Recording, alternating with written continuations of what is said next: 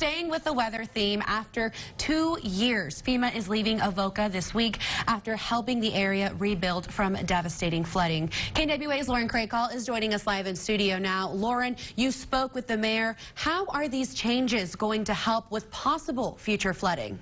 Crystal, Avoca Mayor Robert Whitehorn says he is 100% confident the work put in will keep the area from going back underwater. When the area flooded in 2017, FEMA went to survey the town and awarded it funding for restorations. But according to Whitehorn, the city gave additional money for repairs. He says people within the community came together to ensure something like this wouldn't happen again to their small town. It's great to be able to see something accomplished. Like I said, a lot of our work that we did was with our people here. They hired a few hands to come help us pour concrete and spread it out this summer.